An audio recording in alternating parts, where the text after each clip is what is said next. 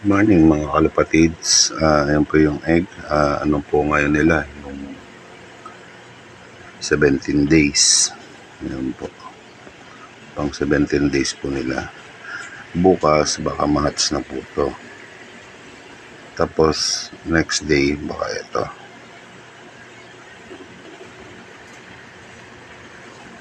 20 ma-hatch, 21, or magsabay sila. Ayan po mga idol. Ngayon po silipin natin sila.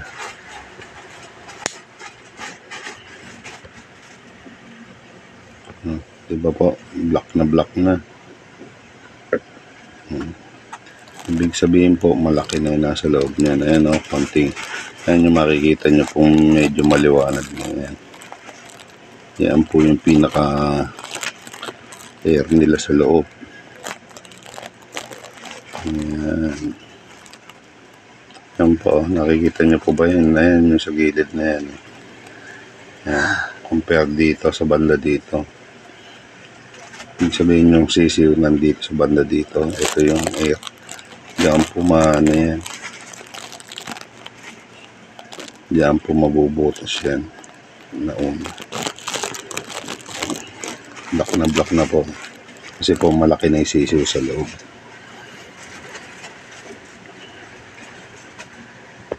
Next naman po.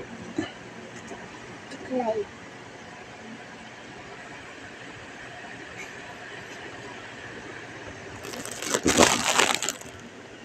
Yan ang po isa.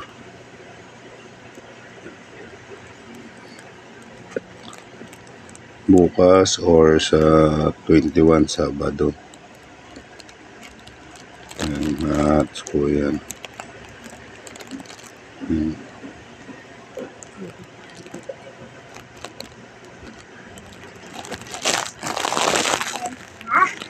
Ang ba? Ito niyo po yung bandang dulo niya. Ayan. Ayan. Ito. Maliwanag. Ayan. Baba. Ayan, gilid na yan.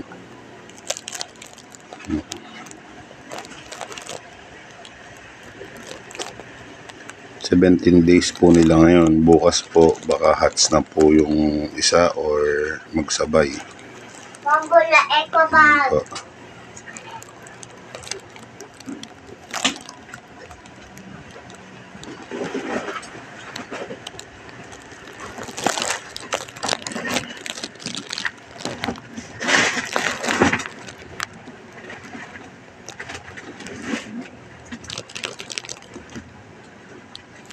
Ito po baka maging hen mga idol.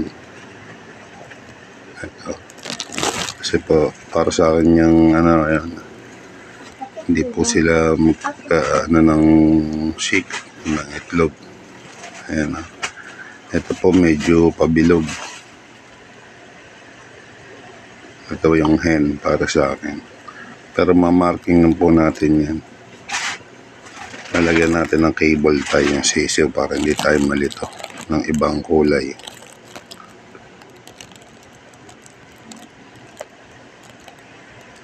Baka sa lalaki red, sa babae pwedeng green or yellow.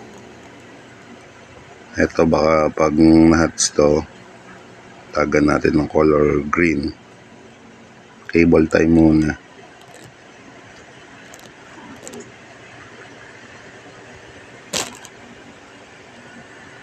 Ito naman po, ayan, may marking naman.